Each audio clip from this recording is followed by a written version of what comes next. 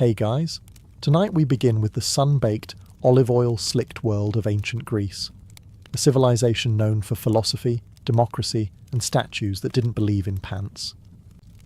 But beneath the legends of Plato, Sparta, and golden temples lies a much harder truth. Because while ancient Greece gave us the roots of Western civilization, it also gave its average citizen a daily struggle you'd barely survive today. So before you get comfortable, take a moment to like the video and subscribe, but only if you genuinely enjoy what I do here.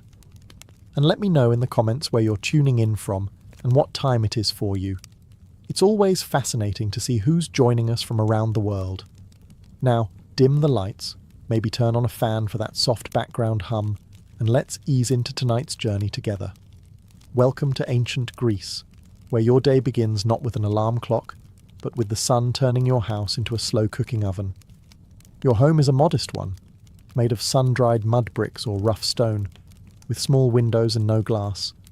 Just wooden shutters to keep out the goats and maybe some breeze if the gods are feeling generous. There's no insulation, no ceiling fan, and certainly no such thing as personal space, unless you count the corner where the family goat doesn't sleep. You rise early, not because you're disciplined, but because it's already too hot to stay horizontal. In the summer, the stone walls absorb heat like a sponge, and by sunrise, your little house is radiating it back into your bones.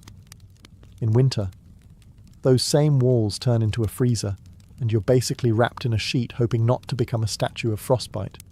You probably slept on a thin mat or a straw-stuffed mattress. No pillows, just a rolled-up cloak, or maybe your arm. If you're lucky, the lice left you alone last night. But probably not. There's no running water. So your morning routine involves either walking to the public fountain or, if you're rural, hauling water from a nearby well.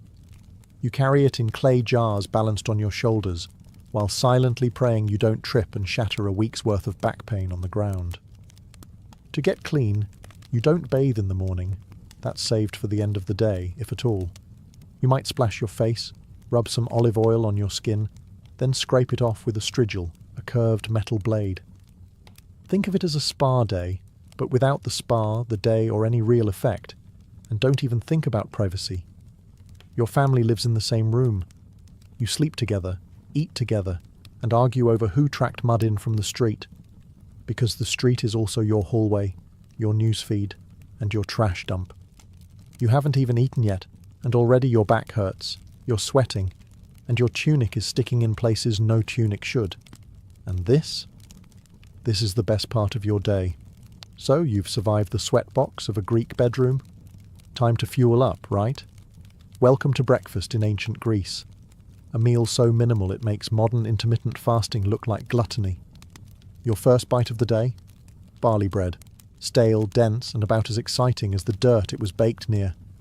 It's called maza, made from ground barley mixed with water, shaped into flat cakes, and left to bake either on hot stones or in the ashes of last night's fire.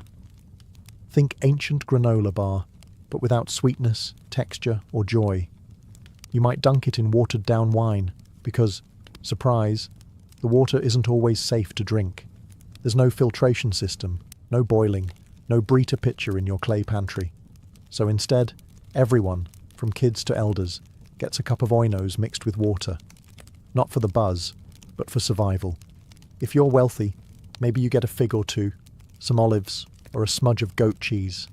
But let's be honest, you're not wealthy. You're lucky if your bread isn't crawling with yesterday's flies and doesn't crack a tooth when you bite it. No coffee, no eggs, no fruit bowl, no honey, unless you live near a decent beekeeper and know how to bribe them. And don't expect to sit and relax. Meals are fast. No chairs, no forks, and certainly no mindful eating. You chew, you nod, and you get back to work. Oh, and if you're a woman, you don't even eat with the men. In many households, women and children eat separately, often after the males are done. So not only is the food bad, you also get to wait your turn to be disappointed. The irony: ancient Greeks are the same people who gave us symposiums, banquets, and poetic odes to wine. But breakfast? That's not worth a line of verse. It's utilitarian, dry, often literally burnt. and yet you chew through it like a champion, because it's the only thing standing between you and a full day of sun, labour, and arguing philosophers. Bon appétit. Just try not to crack a molar. Now that you've choked down your stale barley brick and a splash of wine water, it's time to freshen up, or more accurately, fail to. Because in ancient Greece, hygiene wasn't so much about cleanliness as it was about ritual and oil. And soap? That's a fantasy reserved for future centuries.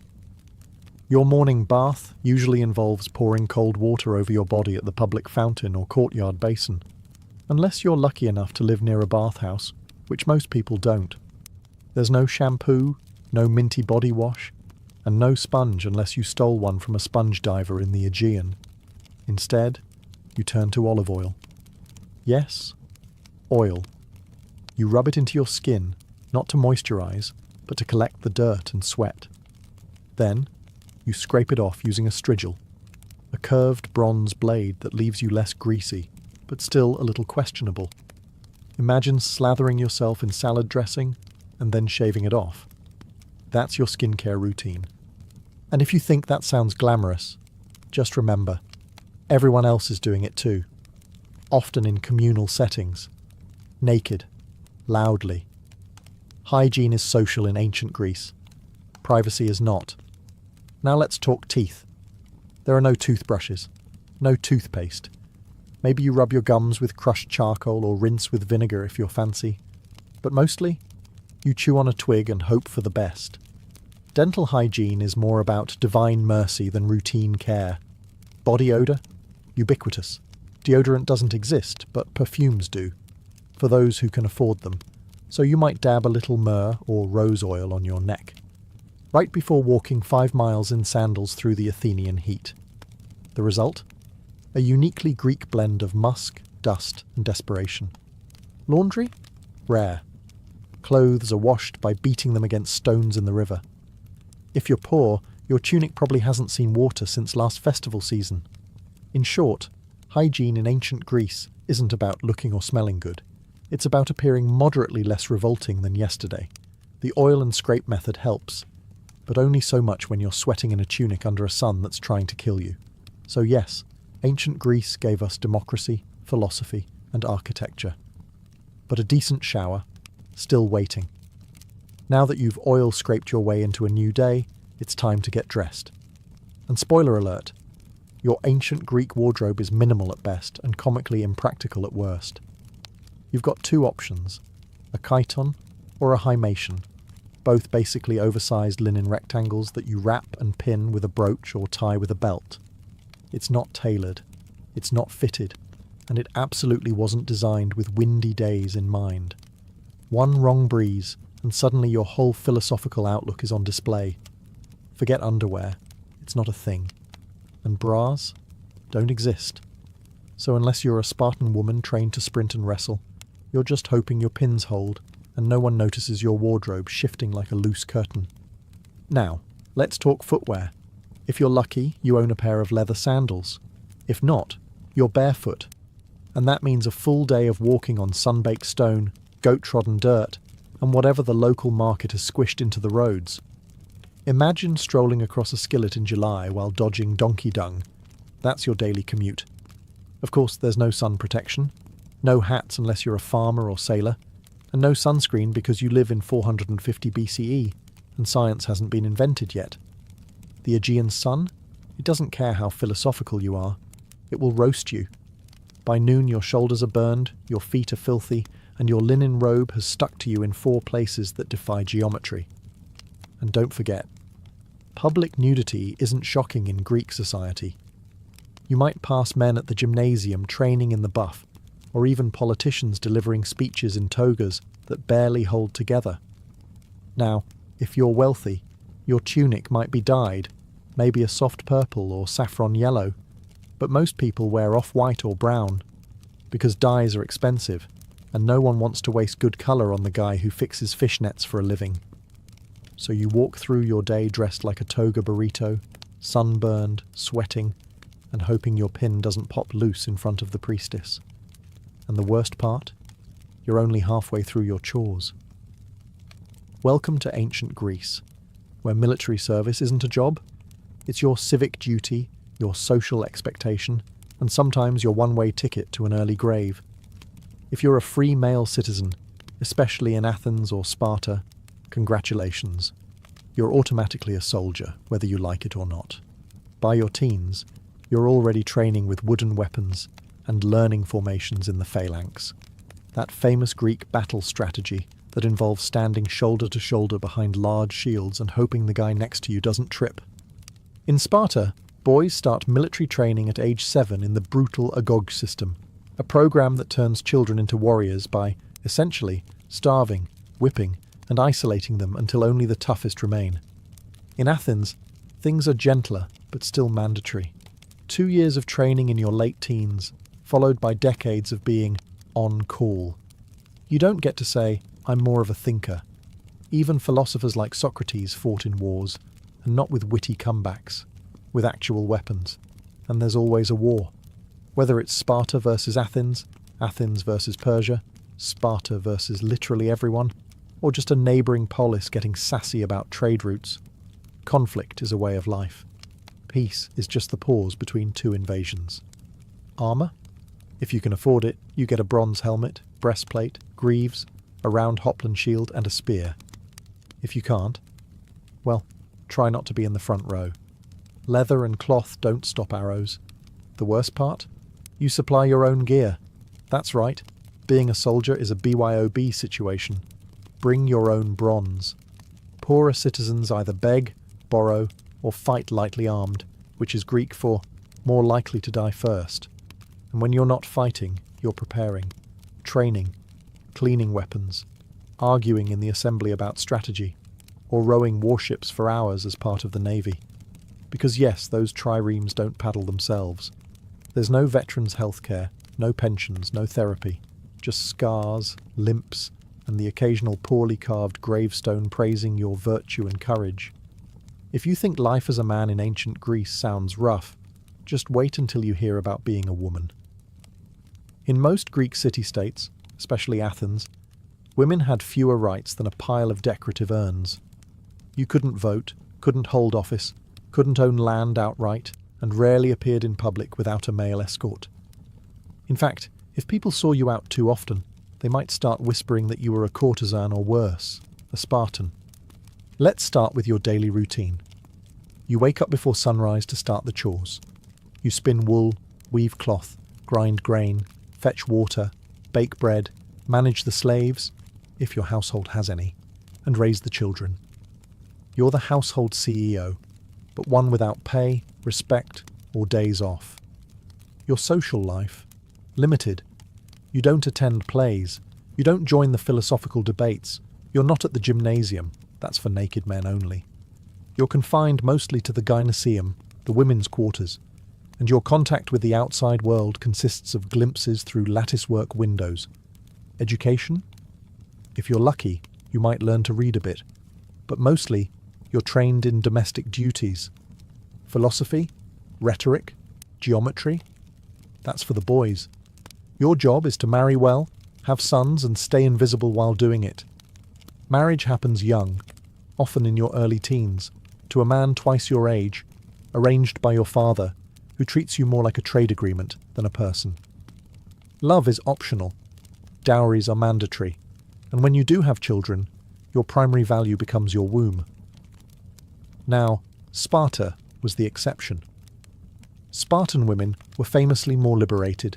They were educated, exercised in public, and could own property. But before you envy them too much, remember, their freedom came from a state-sponsored obsession with warfare and eugenics.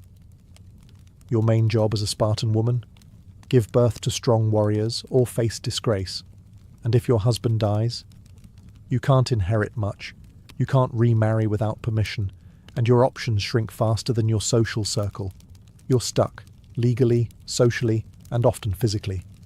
So yes, the Greeks worshipped powerful goddesses, Athena, Artemis, Hera, but real women. They were expected to stay quiet, stay home, and stay out of sight.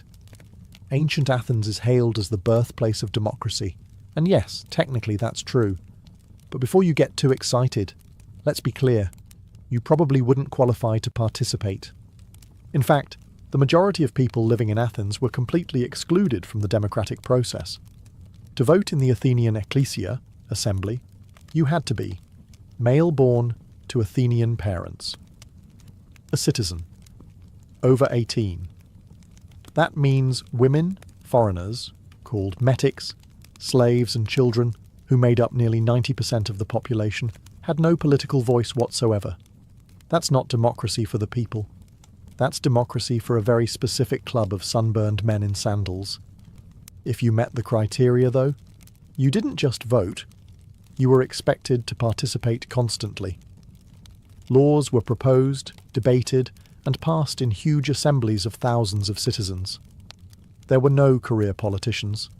Every eligible man was part legislator, part jury member, and part overconfident amateur.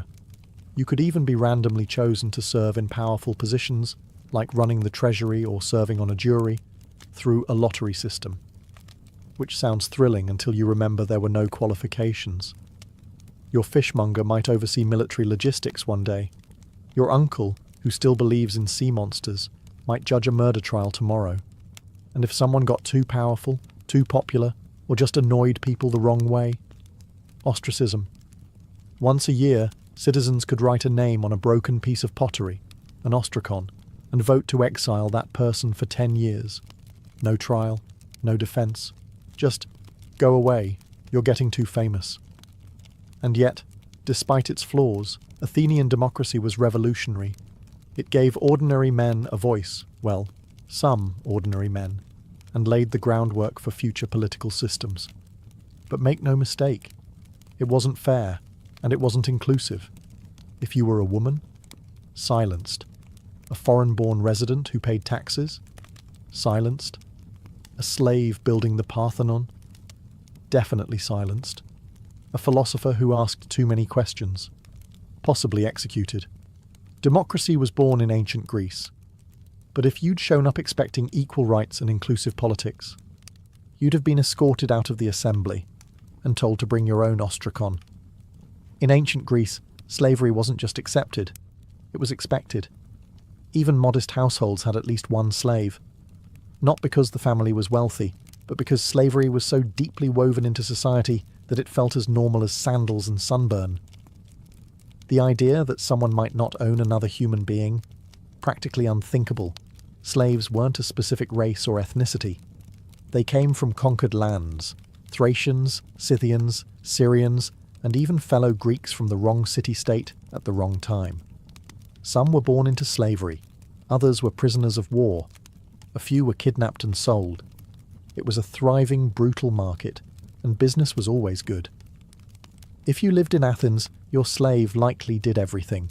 Cooked your meals, fetched your water, cleaned your home, cared for your children, carried your shopping, and stood silently during dinner. Some even handled business affairs or managed the household while the citizen owner lounged at the symposium, sipping diluted wine and debating abstract concepts like justice. Irony level, maximum. In the silver mines of Laurion, slaves, including children, laboured in horrifying conditions, crawling through narrow shafts in total darkness, inhaling toxic dust, and dying slowly for the sake of coins and civic pride. Some slaves were educated. They taught grammar and math, served as scribes, or even managed bank accounts. But make no mistake, they were still property.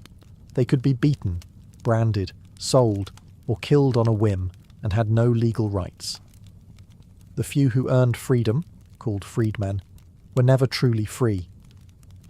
They still owed loyalty to their former masters and were barred from citizenship. No voting, no land ownership, just the hope of a slightly better tomorrow. And unlike later slave systems, there was no widespread abolitionist movement. Philosophers like Aristotle, yes, that Aristotle, justified slavery as natural and necessary. According to him, some people were slaves by nature. Enlightening, isn't it? Ancient Greece gave us ethics, democracy, and philosophy. But all of it was built on the backs of people who were never allowed to speak. never allowed to vote, and never allowed to matter. And that's not a footnote. It's the foundation. Feeling unwell in ancient Greece? That's unfortunate. Because unless you live next door to Hippocrates himself, your healthcare plan includes some vague herbs, divine intervention, and a lot of wishful thinking. Let's start with the basics. There are no hospitals as we know them. If you're sick or injured, you stay home. Maybe a neighbour knows a thing or two about poultices. Maybe a relative remembers a prayer to Asclepius, the god of healing. Maybe your local temple has a snake you can pet for spiritual comfort. That's about it. The most famous Greek doctors were really a mix of herbalist, philosopher, and gambler. They believed in the four humours: blood, phlegm, yellow bile, and black bile. According to them, illness was caused by an imbalance in these fluids. So, if you had a fever, too much blood, time to drain it. Coughing, too much phlegm, try fasting. Melancholy, that's black bile. Maybe take a walk or stare at the sea dramatically. Most treatments were based on trial, error, and garlic. You might be given crushed poppy seeds, good luck with that, boiled figs, or a compress made of vinegar and something someone scraped off a goat. Did it work? Sometimes. Did it hurt? Almost always. Surgery, rare, terrifying, and generally a last resort. Without anesthesia or antiseptics, even a simple cut could go septic and kill you. Tools included iron knives, bone saws, and prayers. Lots of prayers. And if you needed something amputated, hope you brought a leather strap to bite down on. Midwives handled childbirth, which was dangerous even on the best days. Mortality rates for women and infants were tragically high. One bad birth, one stuck shoulder, one breech baby, and that was it. If you were wealthy, you might summon a travelling physician, someone with an actual scroll and some fancy oils. If you were poor, you relied on local knowledge, street remedies, and sheer resilience, or you simply didn't recover. But hey, at least they believed in rest, clean air, and a balanced diet, so there's that. Ancient Greek medicine gave us the Hippocratic Oath, but it also gave us treatments like drink boiled cabbage water. So yes, healthcare in ancient Greece. Mostly herbs, hope, and hang on. In ancient Greece, theatre wasn't just entertainment, it was a civic duty, a religious ritual, and sometimes a full-contact sport for the soul. Let's start with the good part. Theatre was free for citizens, assuming you weren't a woman, slave, or foreigner, in which case, good luck seeing anything. You'd file into an enormous open-air theatre carved into a hillside, like the great Theatre of Dionysus in Athens, shoulder to shoulder with thousands of other sweaty citizens. And you'd be there all day. Seriously, all day.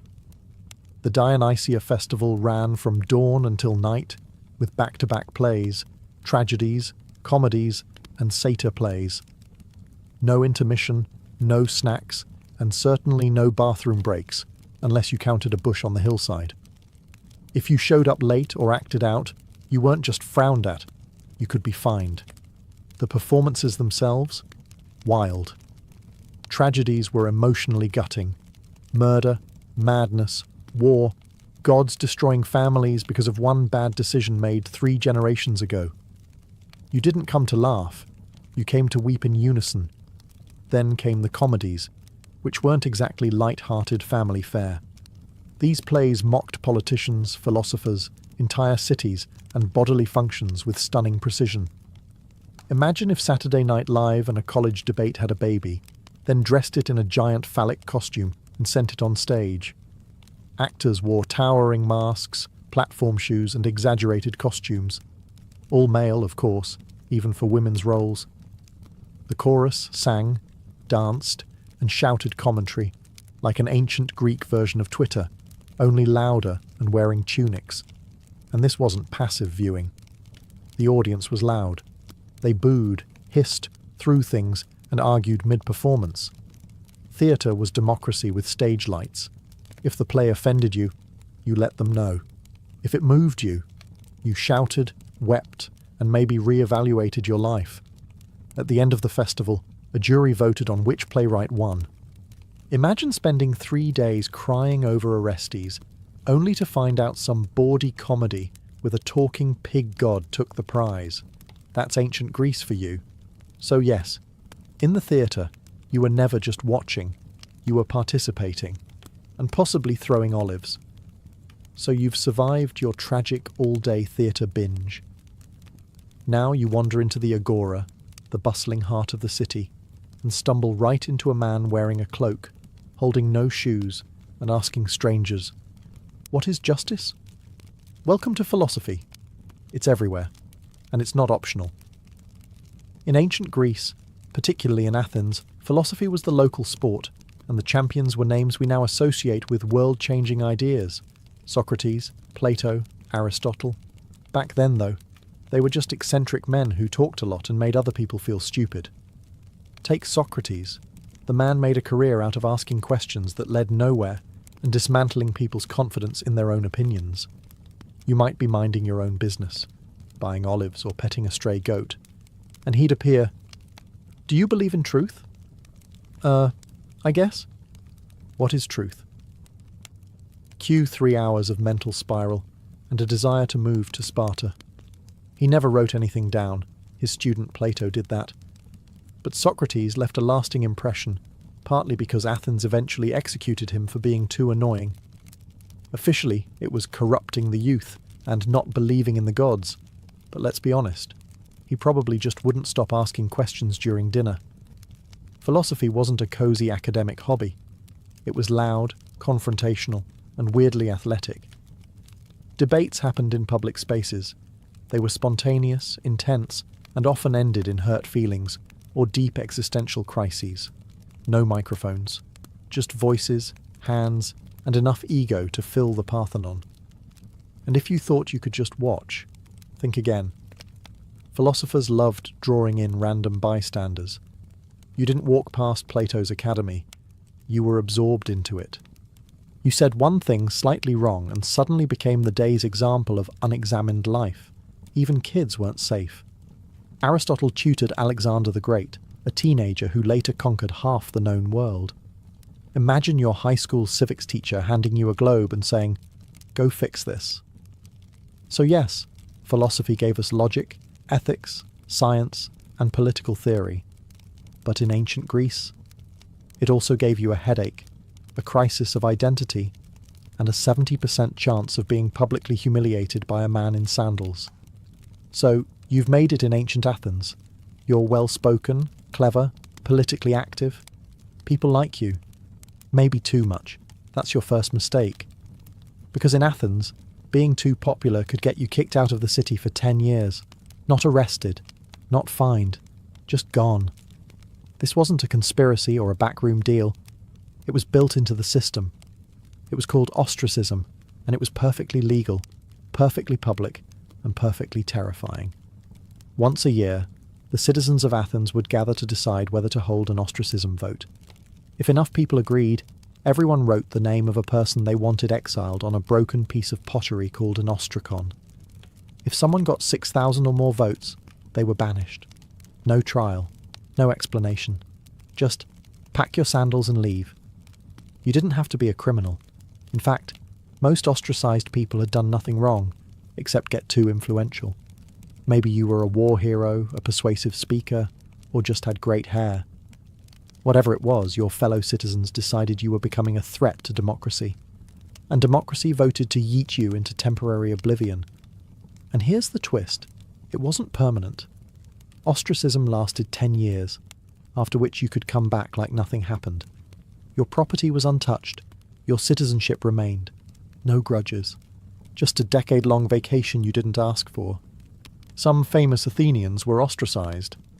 Aristides the Just was so well liked that someone allegedly voted against him just because they were sick of hearing how virtuous he was. Brutal. Even Themistocles, the military genius who saved Athens at the Battle of Salamis, got the boot once he got too cocky. Turns out, gratitude has an expiration date. Ostracism was meant to protect Athens from tyrants, but it often punished success. So if you were ambitious, you had to walk a fine line. Be respected, but not too respected. Popular, but not charismatic enough to worry people. Think of it like a reality show where the prize for winning too many fans is being exiled to the countryside with your dignity and olive oil stash. Athens gave birth to democracy, but it also invented cancel culture 2,500 years ahead of schedule. In ancient Greece, you didn't ask if you were going to die young. You just wondered how soon and how painfully.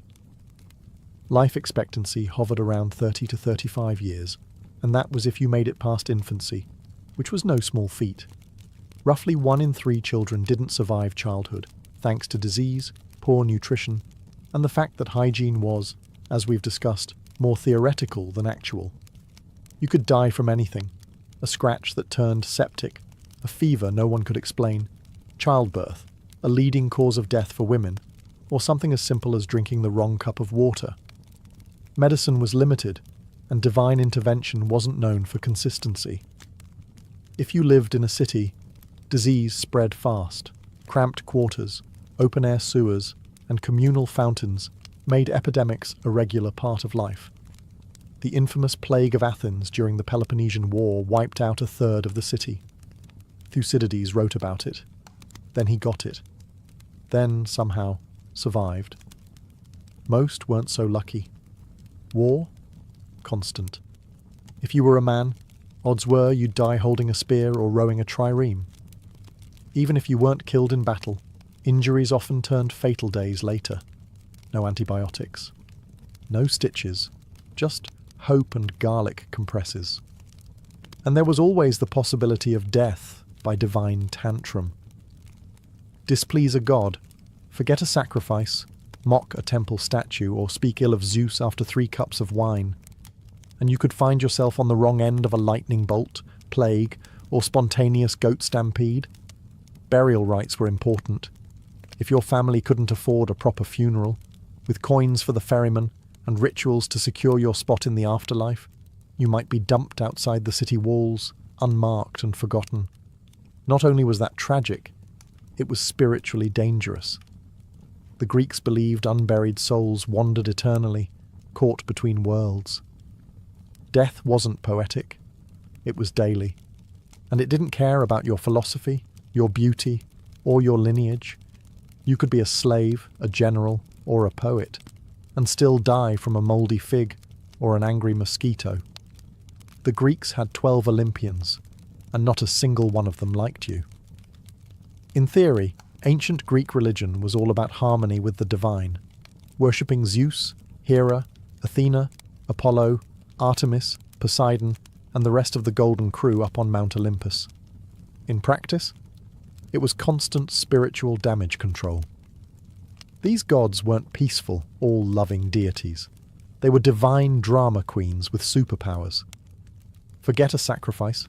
They'd ruin your crops. Say the wrong prayer. Your ship sinks. Step into the wrong grove. Snakebite, plague, famine. Take your pick. The gods didn't just demand your loyalty. They demanded perfect timing, flawless rituals, and unblinking obedience. You didn't have weekly temple visits. You had daily rituals, home altars, seasonal festivals, and civic ceremonies. Before planting crops, pray to Demeter, going to war, offer to Ares, travelling by sea. You'd better pour out some wine to Poseidon, and maybe throw in a goat just to be safe. Each god had favourites and grudges. Apollo might protect your city, unless your grandfather offended him once, in which case you're cursed until further notice.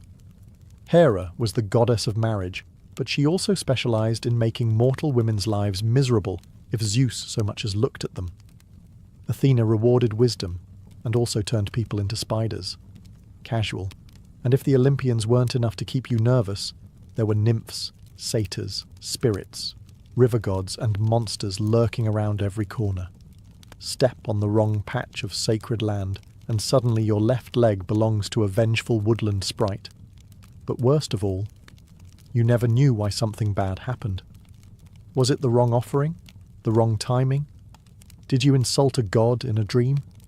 Maybe it was your cousin. Maybe it was something your great-grandfather did. Doesn't matter. The gods work in mysterious and deeply personal ways. And yet, For all the terror, Greek religion was woven into every part of life, from politics to childbirth to the Olympic Games. You feared the gods, yes, but you also depended on them. Their temples were city landmarks, their festivals were national holidays, and their myths explained everything from lightning to love. You didn't believe in gods out of faith. You believed out of survival instinct. So, after everything, the sun-baked homes, the barley-bread breakfasts, the sandal-blistered treks, the wars, plagues, gods, and goat-related traumas. Let's ask the question plainly. Would you last a single day in ancient Greece? Honestly? No. You'd fold before lunch. The heat, the diet, the constant threat of war or divine punishment would wipe that Instagrammable toga fantasy right off your face. You're not used to hauling water before breakfast or squatting over a hole in the ground next to a temple goat. You'd miss your running water, your aspirin, and your right to complain without being exiled by pottery shard. You might love the idea of living among marble statues, brilliant philosophers, and epic poets. But guess what? Those were the 1% of ancient Greece. For everyone else, it was back-breaking labour, limited rights, and frequent funerals. Your democracy? Only if you're a male citizen. Your medicine? Garlic and hope. Your gods? Frequently furious. Your social media? A guy yelling in the agora about justice while waving a fish. And yet, for all of that, the Greeks endured. They built temples that still stand, wrote plays we still perform, debated ideas we still wrestle with, and laid the groundwork for everything from astronomy to ethics. They didn't just survive hardship, they created civilization while sweating through it. You wouldn't last, but they did. Not because life was easy, but because they found ways to make meaning in a world full of chaos. They questioned everything, fought constantly, wrote beautifully, died young, and still, somehow, shaped the modern world. So no, you probably wouldn't make it past your first sunstroke, goat bite, or unsolicited philosophy lesson in the street. But if you did, if you adapted, endured, and listened closely, you'd find yourself standing among some of the most passionate, resilient, and brilliantly flawed people history has ever known. And they wouldn't judge you for struggling. They'd just hand you a tunic, point to the amphorae and say, "Good, now carry that up a hill." It began with a death and a betrayal. Prasutagus, king of the Iceni tribe in what is now eastern England, had played the Roman game well. He had walked a tightrope for years, ruling as a client king under the shadow of Rome. He had wealth, autonomy, and peace, so long as he stayed useful to the empire. But when he died around 60 AD, he left behind a will that was meant to protect his people. He named the Roman emperor as co-heir alongside his 2 young daughters, hoping this gesture of loyalty would secure their safety and sovereignty. He was wrong. Rome did not honour the will. Rome didn't negotiate. Rome took. Without hesitation, the Roman authorities annexed the Iceni kingdom outright. Their soldiers stormed in and claimed everything: lands, livestock, homes, and treasures. But the theft of wealth wasn't the worst offence.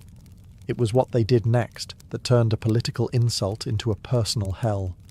They flogged the queen, Boudica, in public. Not just to humiliate her, but to send a message. You are nothing. And if that wasn't enough, they violated her daughters in front of her. This wasn't just a crackdown. It was psychological warfare, the kind meant to break a people's spirit. But it didn't break Boudica. It forged her. Rome believed it had crushed a minor tribal woman beneath its boot. What it had done was awaken a lioness, a queen who would take her pain and reshape it into vengeance, a mother whose rage would soon set cities ablaze, a woman who would remind Rome that even empires bleed. Word of the atrocity spread quickly through Britannia. Other tribes listened. They remembered their own humiliations, their own land losses, their own sons killed in Roman campaigns. Rome thought the tribes divided, scattered. But in that moment, they had one thing in common. Boudicca's fury. What began with Rome violating one queen would soon end with the empire reeling in fear.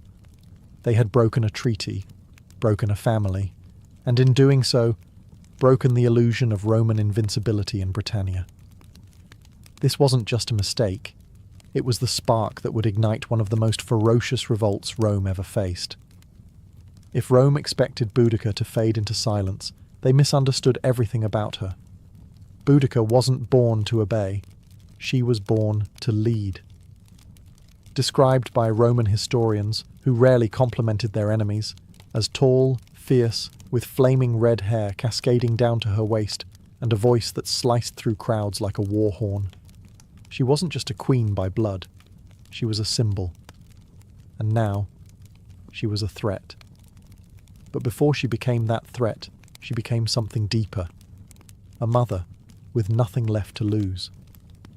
Roman brutality had tried to erase her dignity, her children's future, and her people's pride. But Boudicca refused to be a victim. She understood what Rome feared most wasn't an army, it was unity. And so she began to forge it, one tribe at a time. First, the Trinovantes. They had once been powerful before Rome crushed them under taxes, land seizures, and slave labour. When Boudicca spoke, she didn't speak like a diplomat. She spoke like a warrior mother, scarred but unbroken. She reminded them of their ancestors, of their gods, and of the earth they no longer owned. Her pain was their pain, her rage, theirs too. Then the other tribes began to listen. The Corieltauvi, the Cornovi, even some of the Brigantes. Her cause was no longer about vengeance. It became a holy mission, to cleanse Britannia of Roman arrogance. She didn't promise safety, she promised glory, and death with honour, if it came to that, and they followed her. Because she did not stand behind her warriors, she rode among them, spear in hand, hair loose to the wind, eyes locked on the future. She called out the names of the raped, the enslaved, the executed. She summoned gods like Andraste, the Celtic war goddess, as her witness. And her warriors believed her when she said the gods would fight with them. She had no formal military training, no Roman strategy scrolls, but she had something deadlier. Righteous fury, sharpened by betrayal, guided by purpose. And the land itself seemed to shift under her command. This wasn't rebellion, it was resurrection. The Queen Rome thought it had broken was now the spearhead of a movement that would soon make the empire tremble. And she was just getting started. The Roman eagle had long soared over Britannia, but now the winds beneath its wings were changing. Boudicca's fury wasn't a wildfire, it was a storm building with terrifying purpose. And storms need fuel.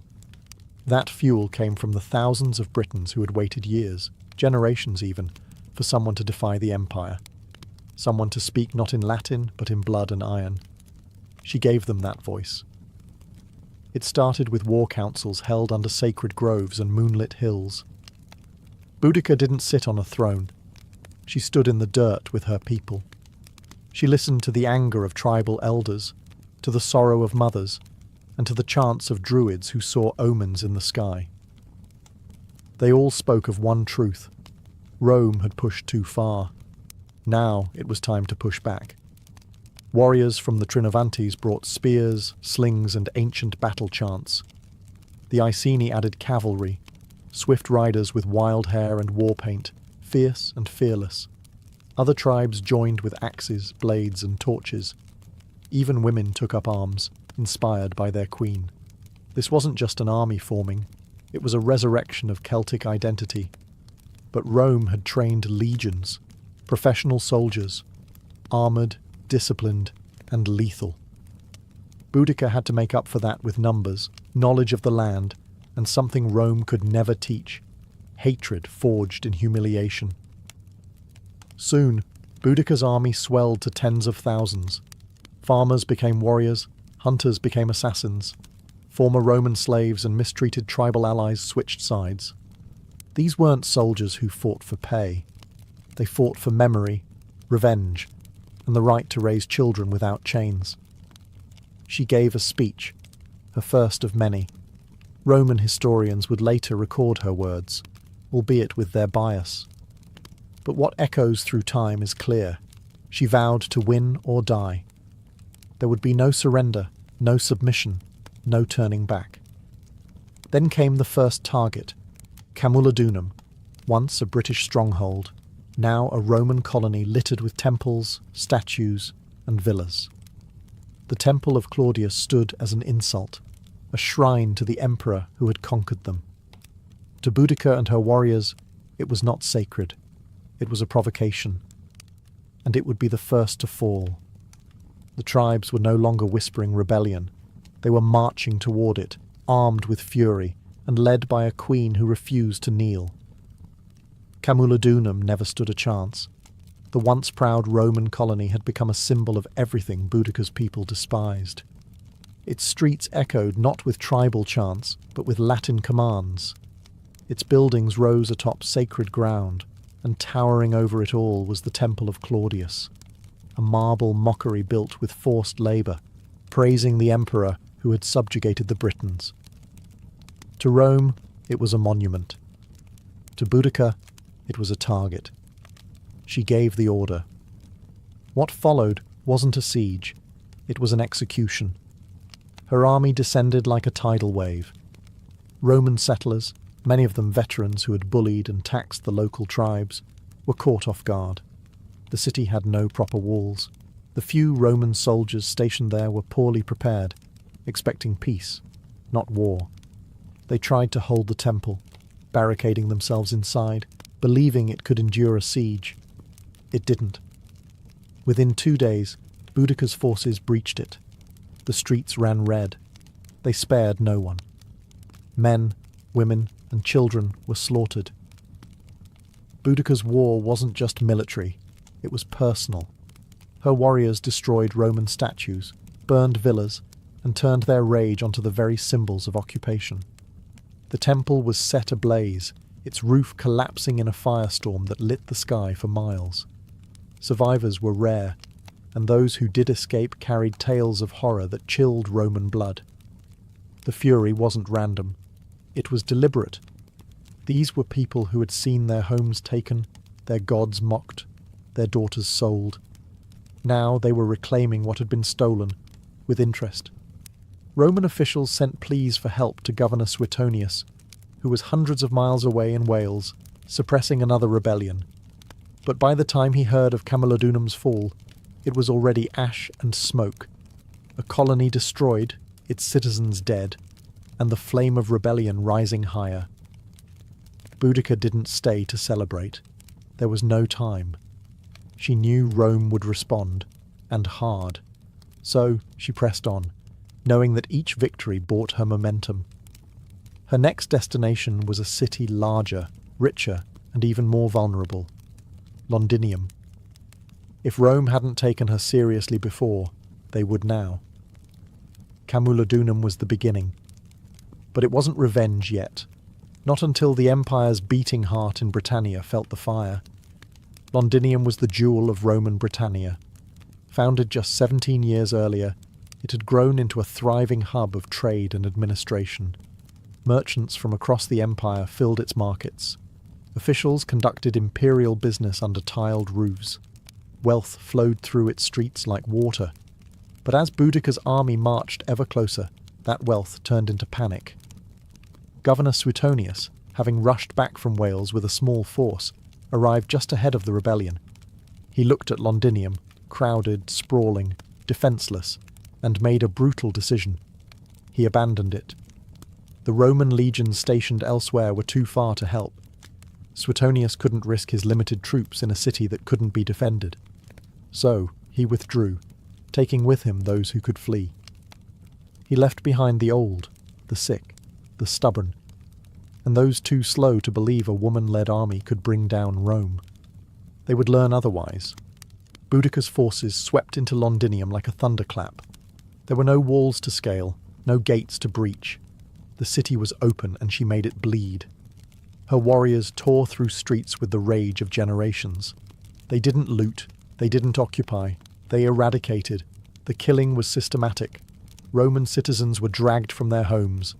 Entire families were butchered. Some were impaled, others burned alive in temples. No quarter was given, and no Roman symbol was spared. Villas were torched. Warehouses exploded into flame. The rising smoke could be seen from miles away, curling black against the British sky. This wasn't just a slaughter, it was a statement. The message, Rome is not invincible. Contemporary Roman sources, like Tacitus and Cassius Dio, estimated that tens of thousands died. Some accounts say the brutality exceeded even what occurred at Camulodunum. To Roman minds, this was not just a rebellion, it was apocalypse. And through it all rode Boudica. She did not hide behind commanders. She led. On chariot, flanked by her daughters, she watched as the empire's pride crumbled beneath her. This wasn't senseless violence. To her, it was justice for what Rome had done. To her family, her people, her land. And she wasn't finished. Because ahead of her stood another Roman centre, Verulamium. And beyond that, Rome's full retaliation. Rome had faced rebellions before. It had fought wars across continents. But never had it seen anything quite like Boudica. She wasn't a general trained in tactics. She didn't speak Latin. She didn't wear polished armour. Yet she had burned 2 Roman cities to the ground and butchered thousands, citizens and soldiers alike. And now, as Verulamium, a prosperous Romanized town northwest of Londinium, went up in flames, the empire began to panic. Word of her rampage had reached the Roman Senate. Emperor Nero himself reportedly considered withdrawing entirely from Britannia. Imagine that. An empire that spanned from the deserts of Africa to the mountains of Germania considering retreat because of one woman with a chariot and a cause. That's how much she terrified them. In truth, Boudica's power wasn't just in her army. It was in what she represented. Rome saw itself as unshakable, its cities as eternal, its rule as destiny. But here was a Celtic queen, once beaten and humiliated, now leading a revolt that had reduced entire Roman settlements to ash. Every new city she burned wasn't just a tactical victory, it was a psychological blow. Verulamium followed the same fate as Camulodunum and Londinium. It was rich, Romanized, and completely unfortified. Boudica's warriors slaughtered the inhabitants, destroyed temples and levelled Roman infrastructure. Archaeological evidence today still shows a thick layer of ash beneath the modern town, a fire that raged with such intensity it left a scar in the earth. But here was the paradox. With each victory, Boudica's war machine grew heavier. Her army swelled, but supply lines thinned. Organisation faltered. Drunk with success, some tribes grew careless. And Rome, known for its resilience, was regrouping. Governor Suetonius wasn't idle. He had retreated, yes, but not surrendered. He began gathering reinforcements, pulling battle-hardened legions from across the province. He sought the high ground, studied the terrain, and prepared for one decisive battle. Still, even with Roman strength rebuilding, there was one lingering fear in every soldier's heart. Could they stop her? Because Boudica wasn't just waging war, she was rewriting the story of conquest. And she was proving, city after burning city, that Rome could bleed and queens could strike back. The final confrontation was coming, and the empire held its breath. The fire had spread as far as it could. Now, the storm had to face steel. Governor Gaius Suetonius Paulinus had chosen his battlefield carefully. He wasn't just any Roman officer. He was a survivor. While Boudica's warriors celebrated their victories, Suetonius was calculating. He selected a narrow defile, a tight space bordered by forest and hills, where Boudica's numerical advantage would count for little. His army was small, maybe 10,000 strong, but every man was a trained killer, forged in the discipline of the legions. Boudica's force, on the other hand, was immense. Some sources claim up to 200,000 warriors marched under her banner.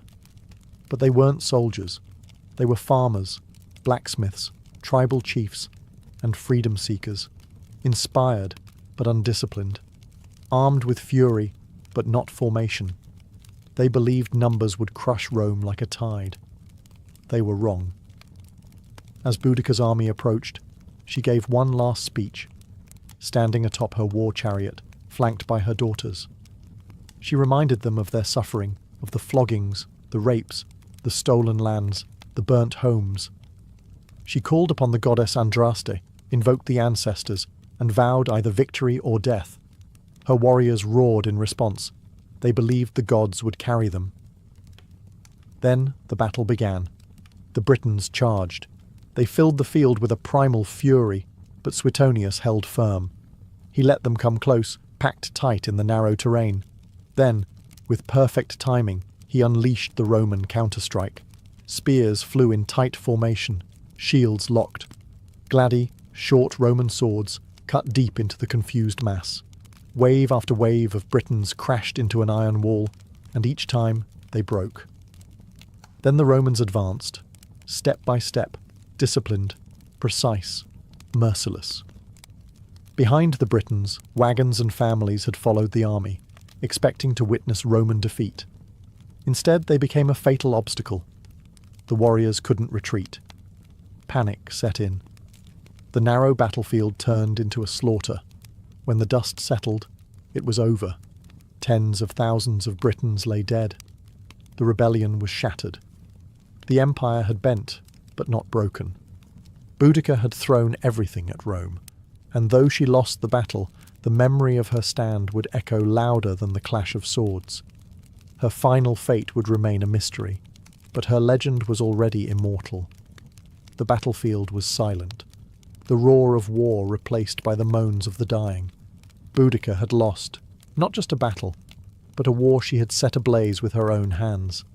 The ground was soaked with the blood of her people, and the ashes of their dreams drifted into the cold Britannic air. And Boudicca, she was nowhere to be found.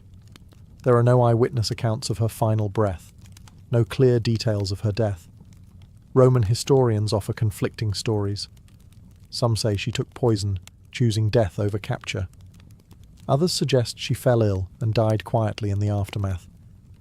But what they agree on is this: she vanished. No chained queen was ever paraded through the streets of Rome. No public execution, no final humiliation. She simply disappeared, like a storm that burned itself out. But in that disappearance, something extraordinary happened. She became more than a queen. She became myth. Rome, shaken and humiliated by the scale of her rebellion, tried to bury the memory, but it was too late. Boudicca had become a name whispered in tribal songs and echoed in the sacred groves. To the Britons, she was not a defeated rebel. She was a martyr, a goddess of war and vengeance, a mother who had stood against the world's most powerful empire and made it bleed. Even among the Romans, there was reluctant respect.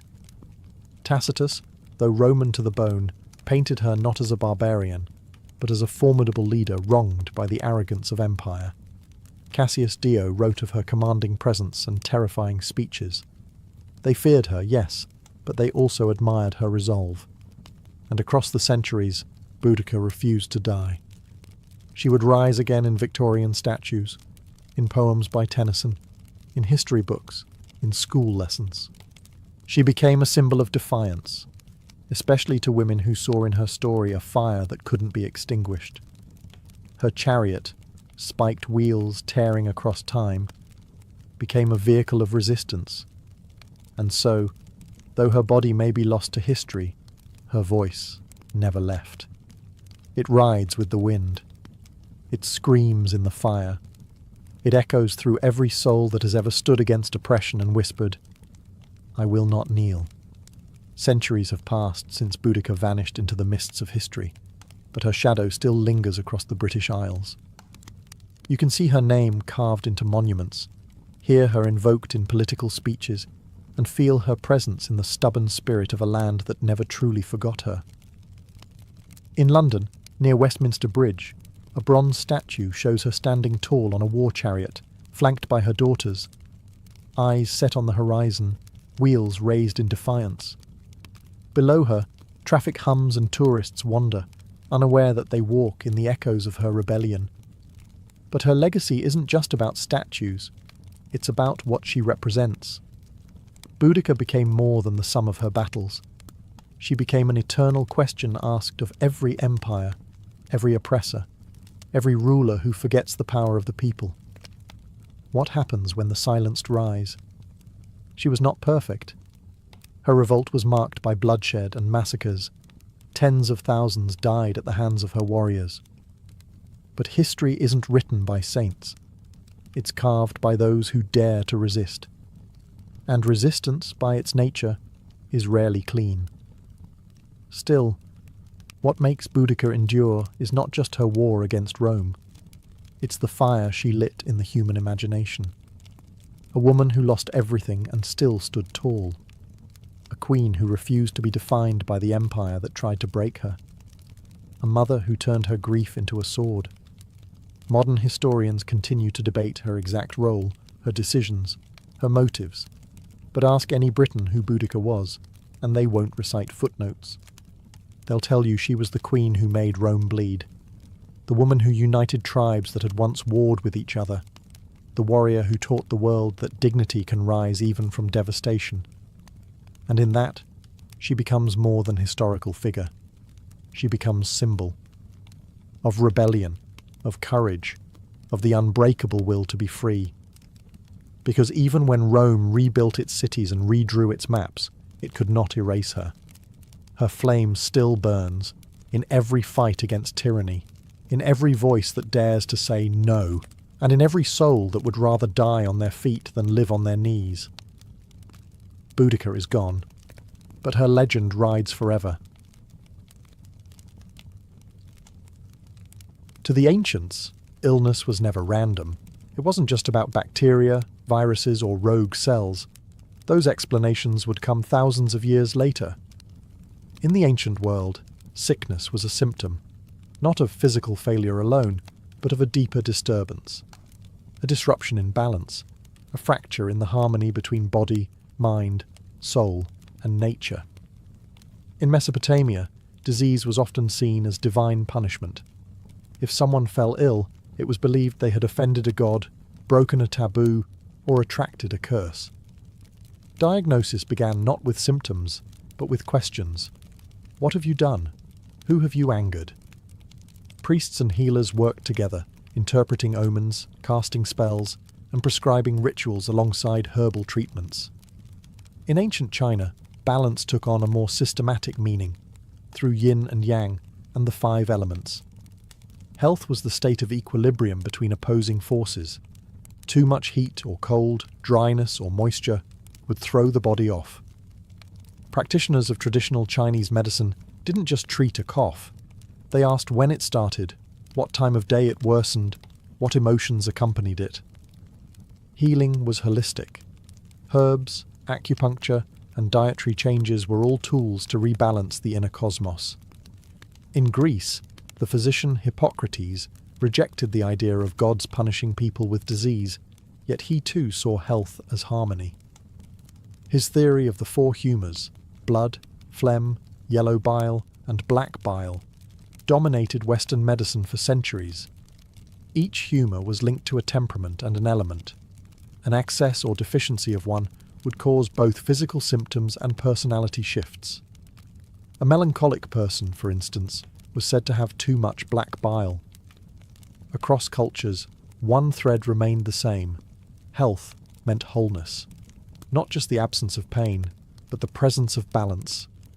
Whether it was the Ayurvedic concept of doshas in India, or the belief in spiritual possession in African healing traditions, ancient people understood that the human being was not isolated. We were part of nature, and nature, when disturbed, pushed back. So, when ancient healers laid hands on the sick, they weren't just looking for physical signs, they were listening for imbalance.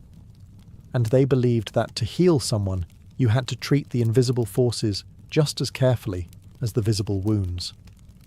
In the land of pyramids and pharaohs, medicine was both science and sorcery. Ancient Egyptian healers, called SWNW, were not merely physicians. They were sacred intermediaries between the body and the divine. Their medical practices were surprisingly advanced and yet deeply entwined with ritual and magic.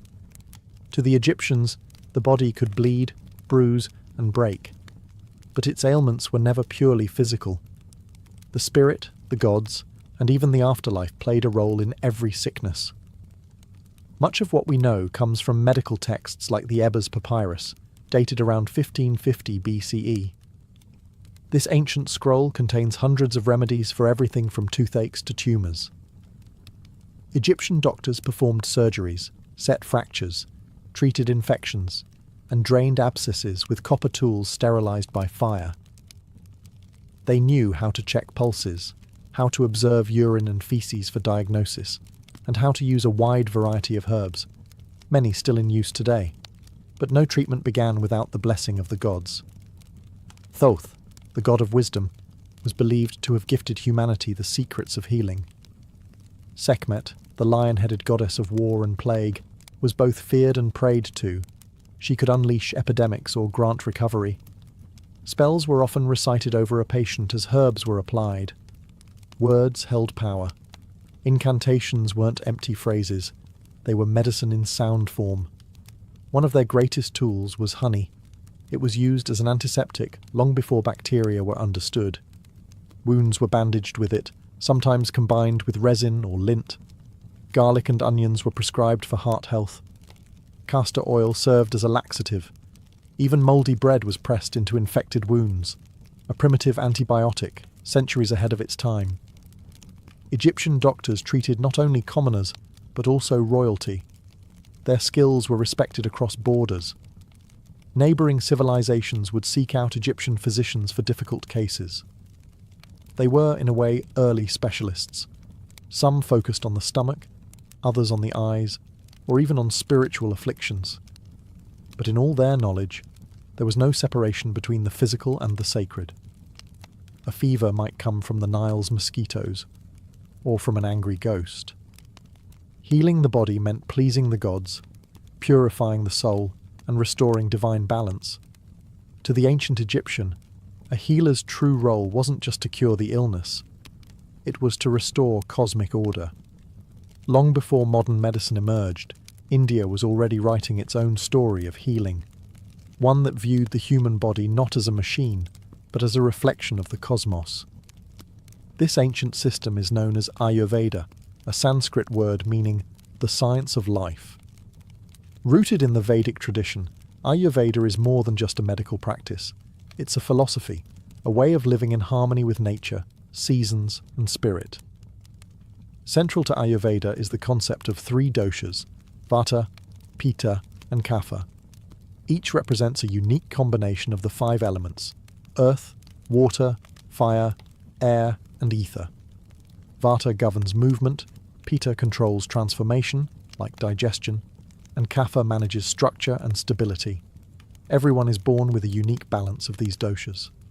Illness, according to Ayurveda, arises when this balance is disturbed, by poor diet, stress, environment, or lifestyle. Ayurvedic texts like the Karaka Samhita and Sushruta Samhita date back over 2,000 years. These detailed manuals offer not just herbal remedies, but guidance on surgery, obstetrics, psychology, and even ethics for physicians. Charaka focused on internal medicine, promoting prevention as the first line of defense. Sushruta, meanwhile, is remembered as a pioneer of surgery, describing over 300 surgical procedures and more than 120 surgical instruments, many carved from wood or metal. One of his most astonishing techniques was rhinoplasty, reconstructing a nose using a flap of skin from the patient's cheek or forehead. This wasn't cosmetic. It was often used to restore faces mutilated as punishment. Thousands of years before Western medicine caught up, Sushruta had already set the stage. But Ayurveda's strength lies in its holistic approach. Healing the body is inseparable from healing the mind and soul. Treatments include herbal medicine, yoga, breathing exercises, pranayama, oil massages, abhyanga, and meditative fasting.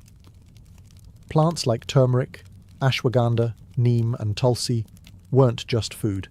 They were medicine, purifiers, and protectors of life force.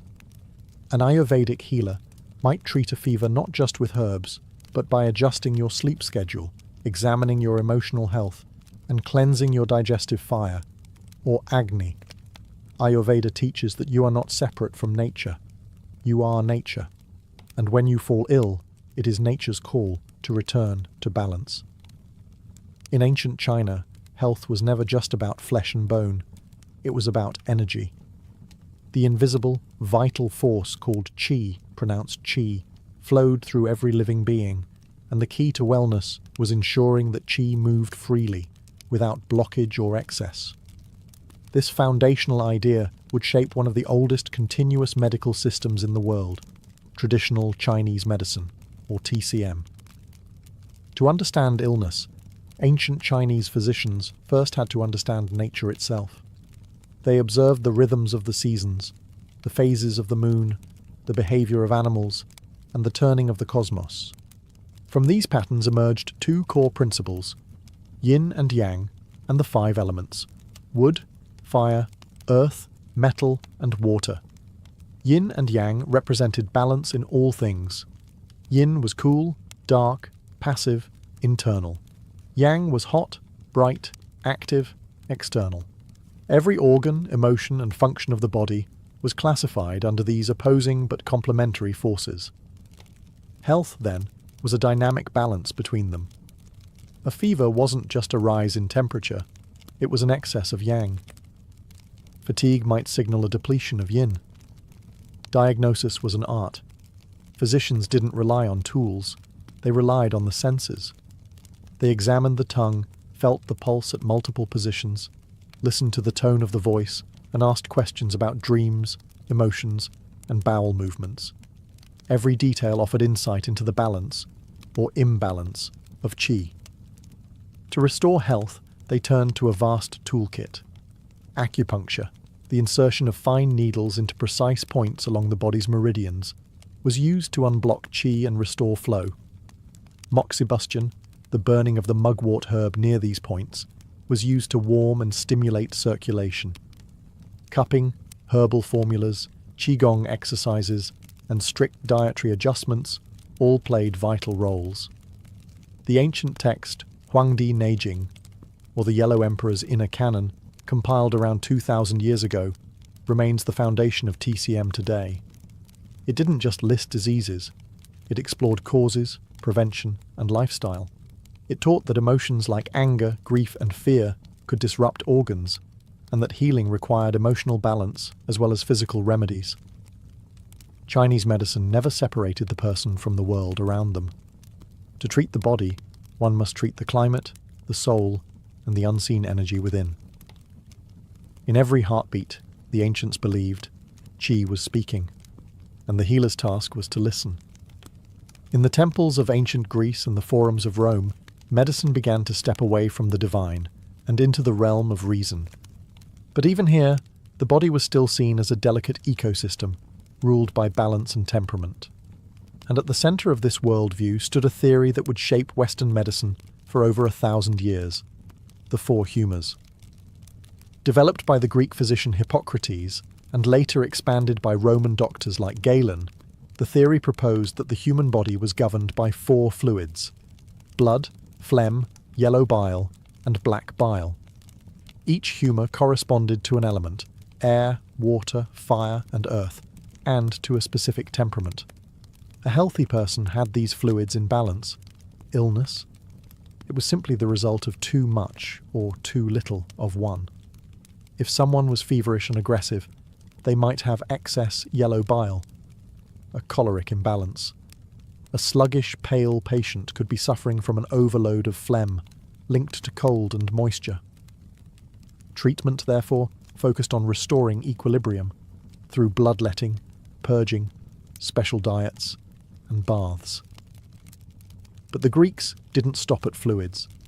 They also believed in the healing power of observation and environment. The Hippocratic Oath, still echoed in modern medicine, urged physicians to do no harm, to observe their patients carefully, and to treat the whole person, not just the disease.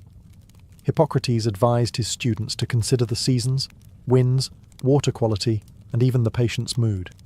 Healing sanctuaries known as Asclepiae, named after the god Asclepius, dotted the Greek landscape. These were more than hospitals. They were spiritual retreats. Patients slept in sacred dormitories hoping to receive healing dreams. Ritual purification, exercise, diet, and prayer were all part of the cure. It was a space where reason and religion walked hand in hand. In Rome, medical practice evolved further with the rise of Galen, a Greek physician who served gladiators and emperors. He performed dissections on animals to understand anatomy, wrote hundreds of medical texts, and helped standardize humorism across the empire. Though some of his ideas were flawed, Galen's influence endured for centuries. Greco-Roman medicine, for all its mystical origins, began pushing toward a new idea: that the human body was a system. Complex, yes, but knowable. And if understood correctly, it could be brought back into harmony, not through gods alone, but through reason, ritual, and the careful art of healing. Long before written texts and formal schools of medicine, indigenous peoples around the world were healing their communities using a deeper kind of knowledge, one passed down through stories, visions, and hands-on experience with the natural world. For these cultures, medicine wasn't a profession. It was a way of life, woven into daily rituals, seasonal rhythms, and sacred ceremonies. Among Native American tribes, healers were known as medicine men and women, but their role extended far beyond physical treatment. They were spiritual guides, storytellers, counselors, and keepers of ancestral knowledge. Illness was seen as a disruption in the person's relationship with nature, with the tribe, with the spirits, or with themselves. Healing required more than herbs. It required reconnection. Plants were central to this practice. From the Cherokee to the Lakota, each tribe held encyclopedic knowledge of the land: what root to chew for pain, what leaf to brew for fever, what bark to crush for wounds. Sage, cedar, sweetgrass, and tobacco were sacred, used in smudging rituals to cleanse body and spirit. Yet medicine was never just about the ingredient. It was also about intention, ceremony, and respect. Healers often worked in tandem with spiritual forces. They conducted sweat lodges, vision quests, and drumming circles. Illness could be caused by a breach in taboos, spiritual possession, or even soul loss, a condition where part of the individual's essence had fled due to trauma. In such cases, rituals like soul retrieval were performed, calling the spirit back through chanting, dancing, or guided trance. The same deep reverence for nature is seen in indigenous traditions across the globe. In the Amazon rainforest, shamans rely on powerful plant medicines like ayahuasca, a hallucinogenic brew used not for recreation, but for healing insight. They believe the plants themselves are teachers, revealing the roots of suffering through visions. In Aboriginal Australia, bush medicine includes herbs, clays, and rituals passed down through the dream time, the ancestral era that still guides Indigenous identity. Healing here is about balance between body, land, ancestors, and songlines. These systems were never written in books. They lived in the songs, dances, and landscapes of the people.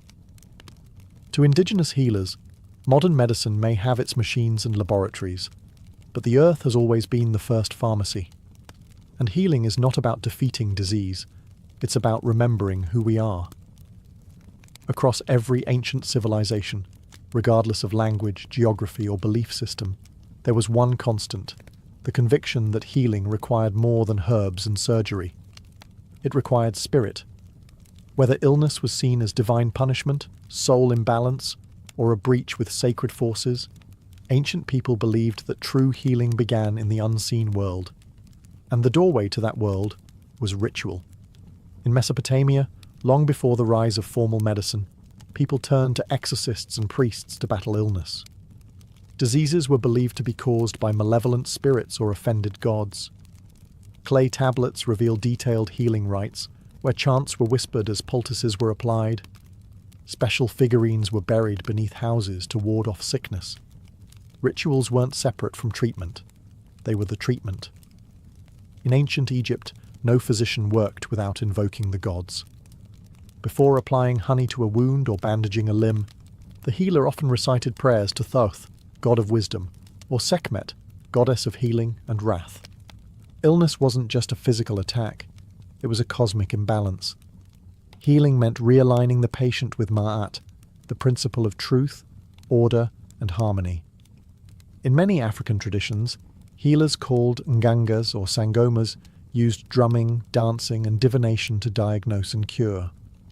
They spoke with ancestors, summoned spirits, and often entered trance-like states to travel the spiritual realm on behalf of their patients.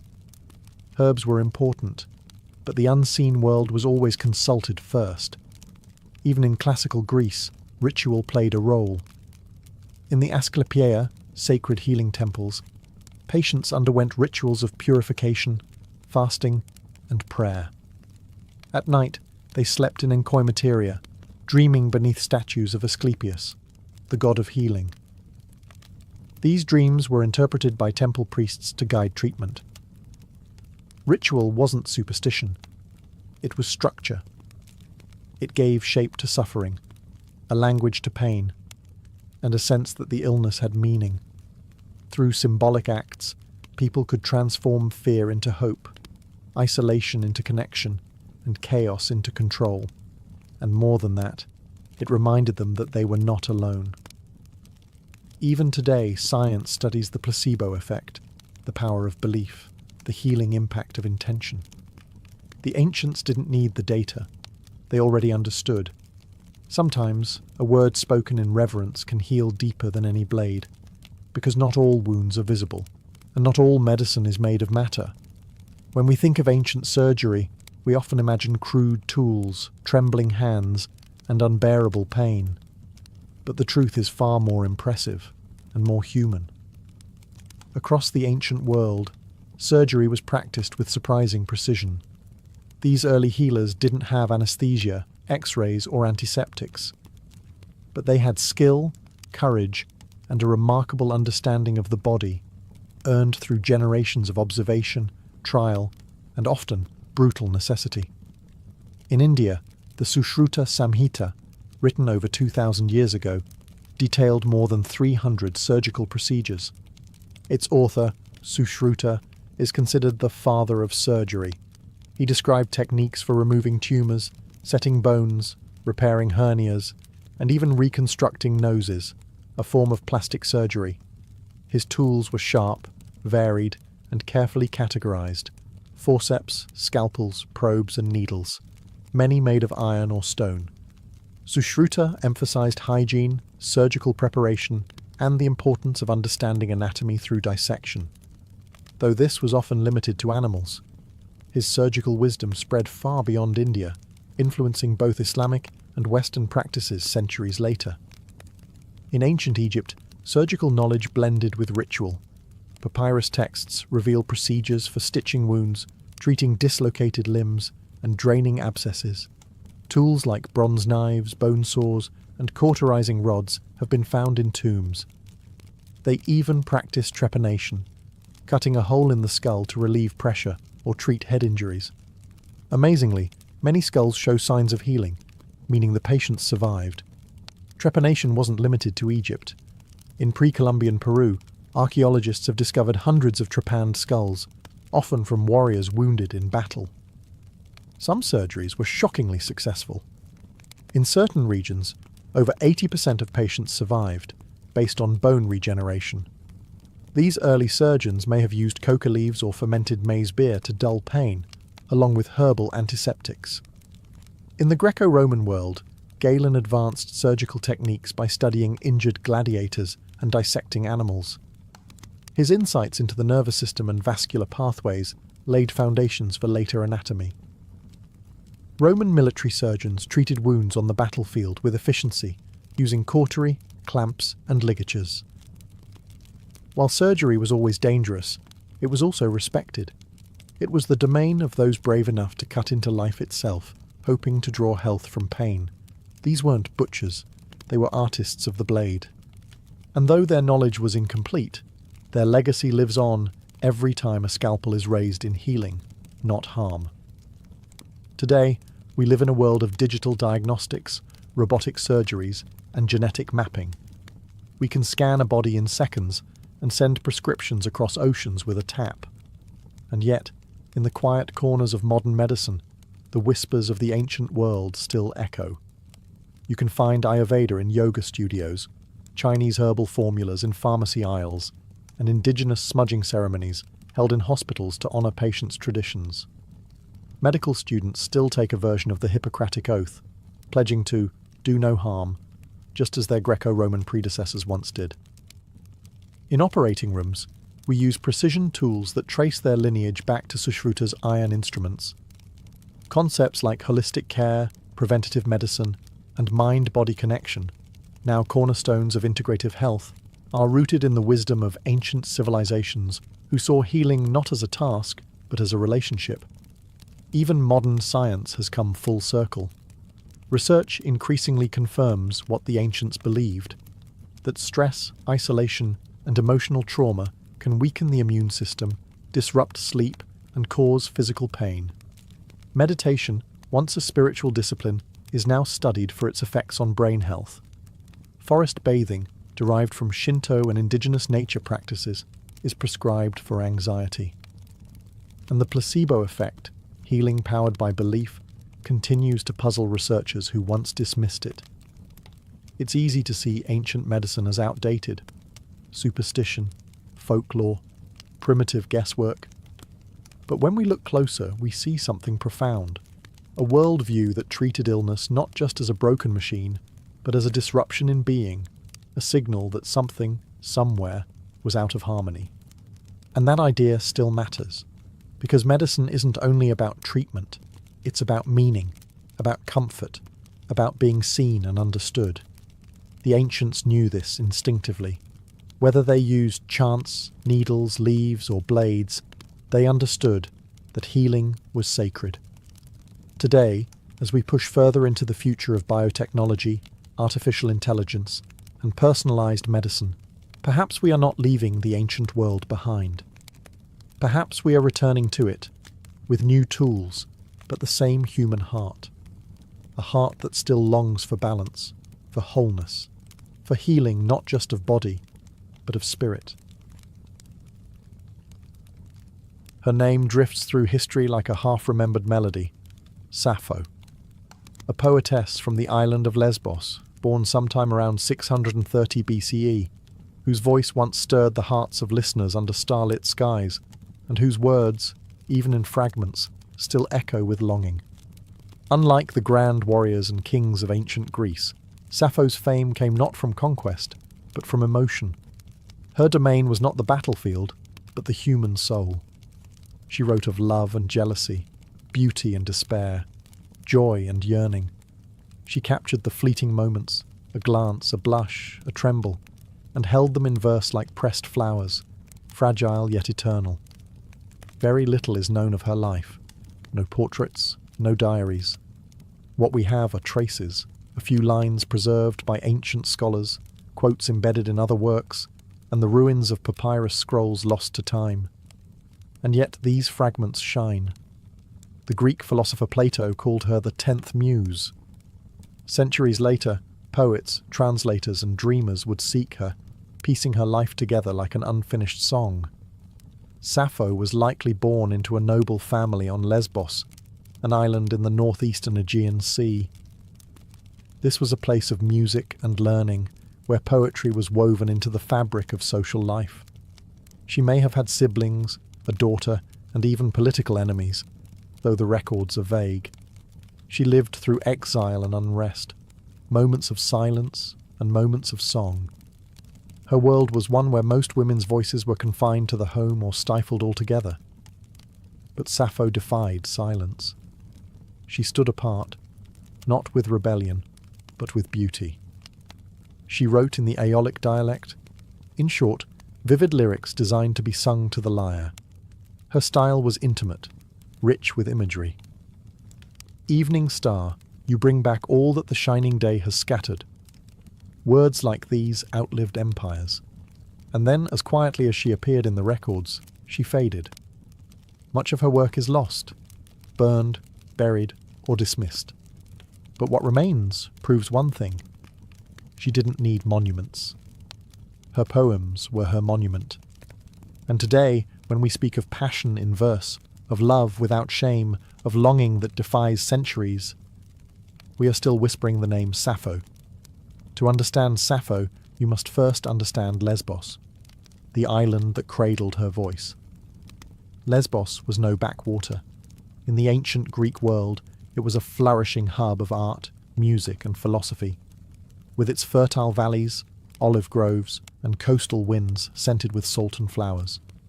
Lesbos was both a physical paradise and a cultural gem. It wasn't Athens. It didn't need to be. It had its own rhythm, slower, more sensual, and steeped in lyric tradition. Here, music wasn't decoration, it was devotion. The lyre and aulos echoed through homes and temples. Poetry was sung, not read. And in this world of sound and nature, Sappho's voice was born. She lived in the city of Mytilene, the island's bustling heart. Politics thrived here, and so did art.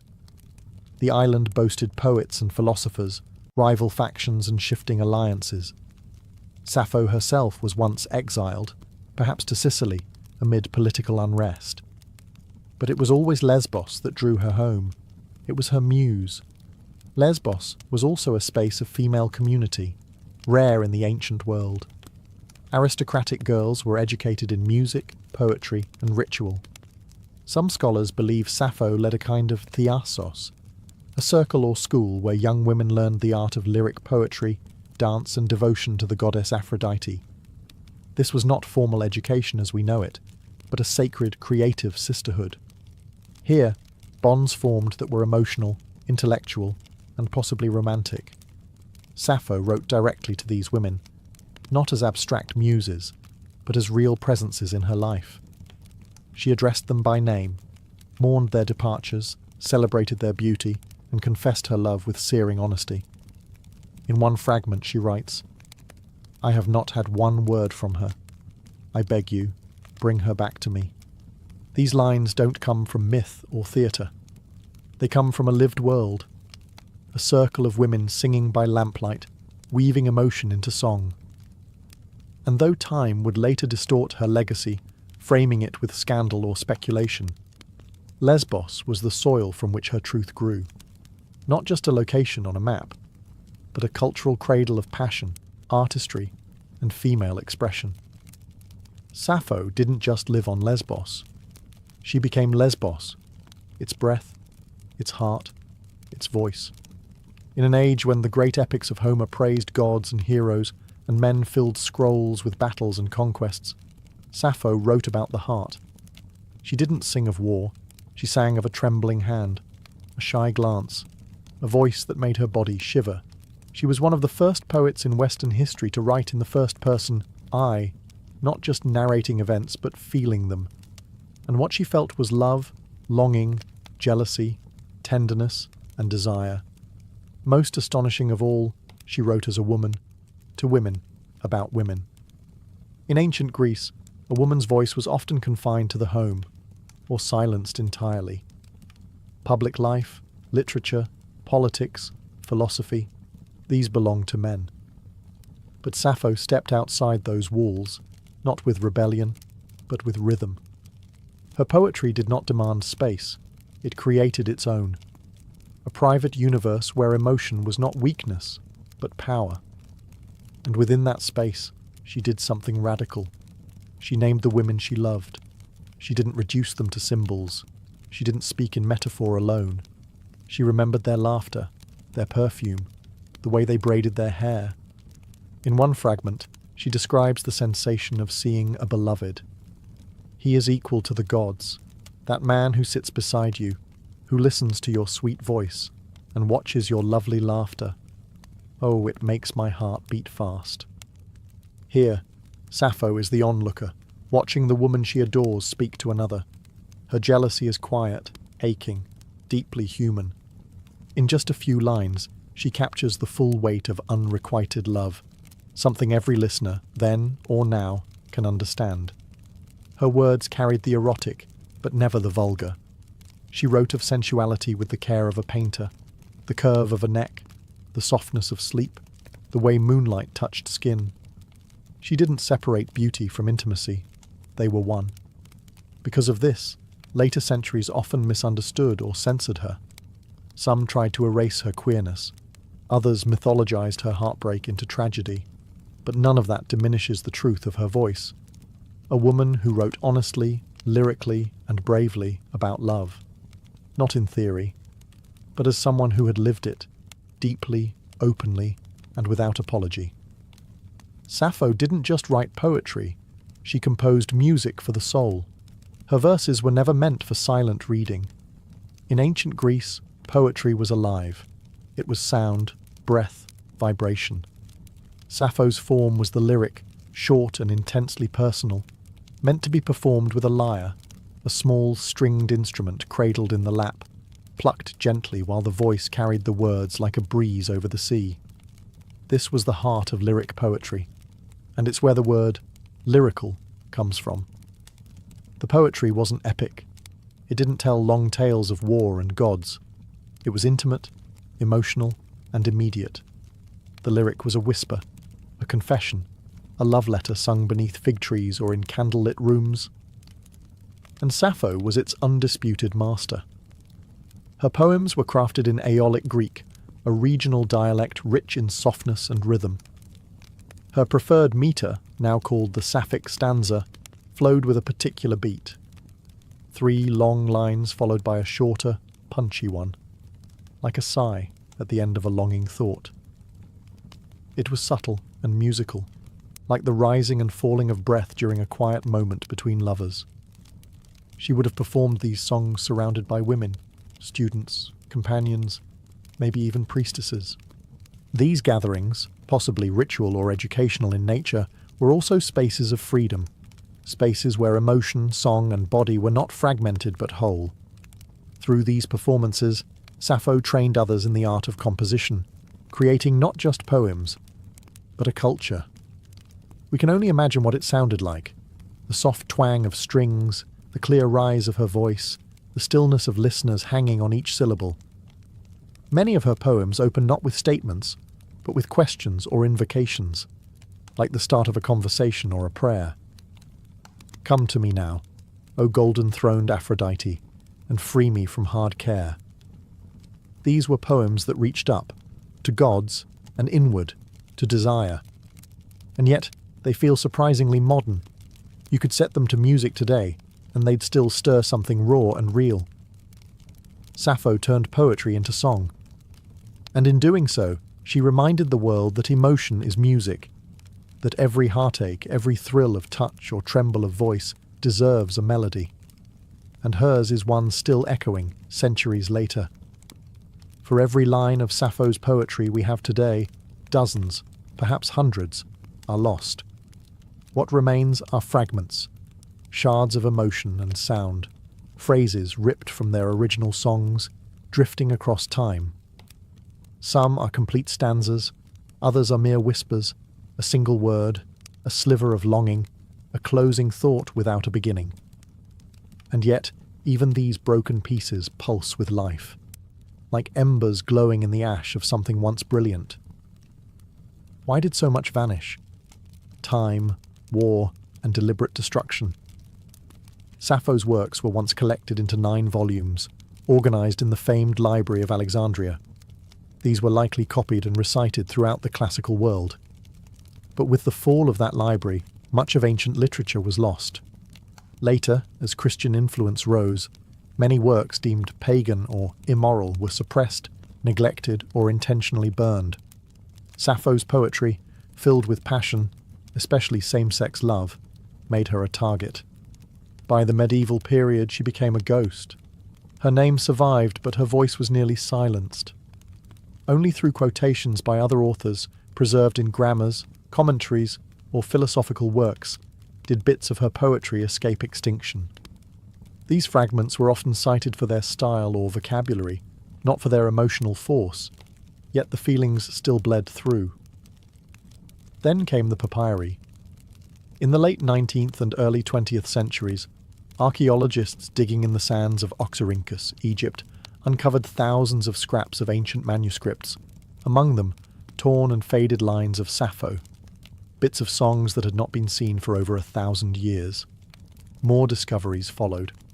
In 2004, a nearly complete poem was found on a papyrus wrapped around a mummy in Germany. Each recovery felt like a resurrection, and yet so much remains missing. We read her today in echoes. What we long for is not just what she wrote, but what she might have said if history had let her speak without interruption.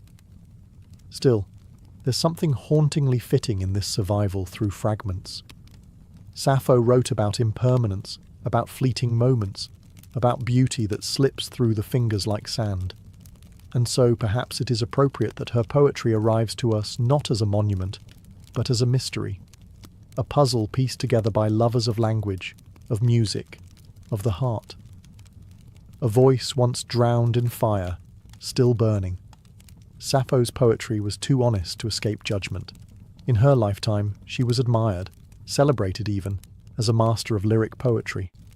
Plato called her the 10th muse, placing her among the divine. Yet, as centuries passed and cultures shifted, her legacy became twisted, silenced, or scandalized, depending on the times. Why? Because she wrote about love, and not the kind history was comfortable remembering. Much of her poetry centers on deep affection and desire for women. She praised their beauty, mourned their absence, confessed jealousy, and celebrated their intimacy. In her world, this was not strange. In the cultural setting of Lesbos, especially among aristocratic women, close emotional and possibly romantic bonds were accepted, even honoured. But later generations, especially under Roman, Christian, and Victorian values, struggled with this. Rather than confront her truth, they rewrote her story. Medieval scribes ignored her. Renaissance translators softened her language. Victorians labelled her a tragic romantic, heartbroken over a man, even inventing the myth that she leapt to her death from a cliff over the love of a ferryman named Phaon, a tale that appears nowhere in her authentic work. This invented story served a purpose: to erase her queerness, to make her pain more palatable, her desires more conventional.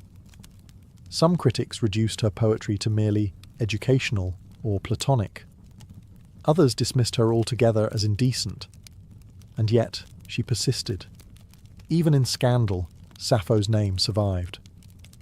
In the 19th century, when open discussion of same-sex love was still taboo, her legacy quietly became a coded symbol for queer identity.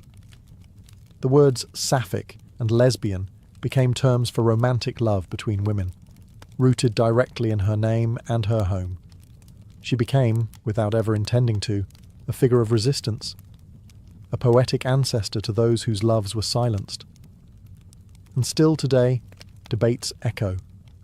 Who was she? A teacher? A lover? A myth? A threat? But maybe the better question is, why are we still afraid of her truth? Sappho didn't write to fit into categories. She wrote what she felt. She named beauty, confessed longing, and lived through verse. Her scandal wasn't in her actions, it was in her honesty. She dared to write desire. And for that, history tried to muffle her voice. But it never could. If there was one divine presence that hovered over Sappho's life and work, it was Aphrodite, goddess of love, beauty, and irresistible desire. To Sappho, Aphrodite wasn't just a myth. She was a muse, a confidant, even a kind of companion in moments of passion and heartbreak. Many of Sappho's most powerful verses are not just about love, they are prayers to Aphrodite, invocations, pleas, arguments made in verse when the weight of longing became too much to bear. In her most famous surviving poem, Ode to Aphrodite, Sappho doesn't simply praise the goddess. She speaks to her directly, almost like a friend who's heard this pain before. Come to me now, if ever you have answered my voice in the past. Free me from hard care. Fulfill all that my heart longs to achieve. There is no shame in this vulnerability, no fear in expressing desire. Sappho's love is never portrayed as sinful or weak. It is divine, something sacred enough to bring a goddess down from the heavens. In the ancient world, Aphrodite wasn't just about romance. She ruled over attraction, seduction, the chemistry between bodies, the ache of separation. To call on her was to recognize that love could wound just as much as it could thrill. Sappho captured that duality perfectly. She didn't idealize love. She lived inside its contradictions. She wrote of its sweetness and its sting, its beauty and its cruelty. In another poem, she writes, "Love shook my soul like the wind on the mountain troubling the oak trees." Here, love isn't gentle, it's violent, elemental, something that tears through the self without asking permission. By placing Aphrodite at the center of her emotional world, Sappho elevated longing into something mythic. Her poems blurred the line between the personal and the divine, between everyday emotion and cosmic force. And in doing so, she helped build a literary legacy where love wasn't just a theme, it was a form of worship. For Sappho, Aphrodite wasn't an abstract deity. She was a mirror, a force that reflected back all the intensity, the confusion, and the beauty of the human heart. And in every line of Sappho's verse, the goddess of love listens and replies. Like her poetry, Sappho's death is a mystery wrapped in myth. No one knows exactly when she died, how old she was, or even where she spent her final years. Some say she died peacefully on Lesbos, surrounded by the sea and the songs she loved. Others, especially later Roman poets, spun tragic fables, that she leapt to her death from the white cliffs of Lefkada, heartbroken over an unrequited love for the handsome ferryman Phaon. But there's no historical evidence for that story. It seems more like an invention, a way for a male-dominated literary tradition to reframe her love and suffering into a heterosexual tragedy. It turned the powerful, poetic voice of a woman who loved women into a victim of unreturned affection for a man. A neat ending, perhaps, but a false one. The truth is simpler and more profound.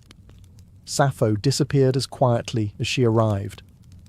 After her death, her work lived on for centuries. She was studied by philosophers, quoted by playwrights, and sung in performances across the ancient Greek world. Her poetry was preserved in 9 books, a treasure trove of lyric verse. For a time, her fame rivaled Homer's. But history is not kind to voices that challenge its norms.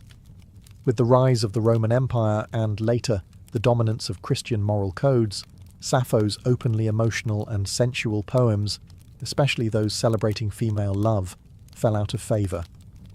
Her writings were no longer recopied, her volumes left to decay in libraries that would eventually burn or crumble. Some believe her works were intentionally destroyed by early church officials who saw her songs as dangerous. By the Middle Ages, her name remained, but her words were mostly gone. It would take over 1,000 years before fragments of her verses resurfaced, unearthed from Egyptian trash heaps or quoted in ancient grammars. Piece by piece, she was reborn, not through myth, but through survival.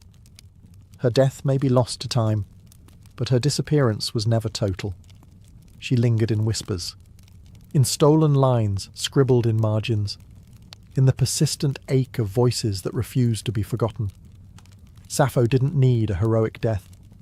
Her poems were already immortal, and in the gaps where her words once lived, we can still feel the shape of her spirit. Yearning, unfinished, but never truly gone. Sappho's life may be lost in shadows, her verses scattered and incomplete, but her influence has never dimmed. If anything, it has only grown stronger, like a candle that flickers but refuses to go out. In every age, someone has rediscovered her. In the Renaissance, scholars pored over her fragments, marvelling at her delicate command of emotion. In the Romantic era, poets like Byron and Shelley invoked her name. In the 19th and 20th centuries, as conversations around gender and identity began to reawaken, Sappho became a symbol of queer resilience, of feminine artistry, of emotional freedom. Her name lives on in language itself. Sapphic, used to describe romantic love between women. Lesbian, taken from the island of her birth, now a global identity. These words are not just terms, they are echoes of her life. Proof that a voice can ripple across millennia and still reshape how we understand love and expression. Artists, writers, and musicians continue to be drawn to her. Painters have imagined her at the lyre, bathed in moonlight. Poets have translated her again and again, each version seeking the pulse beneath the words. Modern authors have reimagined her, reclaimed her, resurrected her in novels, songs, and plays. And through it all, one thing remains clear. Sappho speaks to something universal. It doesn't matter that her poems are broken. It doesn't matter that her biography is blurred. What matters is the emotion that burns beneath the words, the trembling joy of desire, the ache of separation, the sacredness of beauty. These are feelings we all carry. She just found a way to sing them. Perhaps that's her true immortality. Not the marble statues or the scholarly footnotes, but the way a few lines from over 2,000 years ago can still make someone pause, breathe, and feel less alone. Sappho's gift was never just poetry. It was presence. She made feeling an art. She made longing a form of truth. And in doing so, she became more than a poet. She became a mirror for anyone who has ever loved quietly, deeply, or in defiance of the world. And as long as human hearts break and heal through language, Sappho will remain, not just remembered, but felt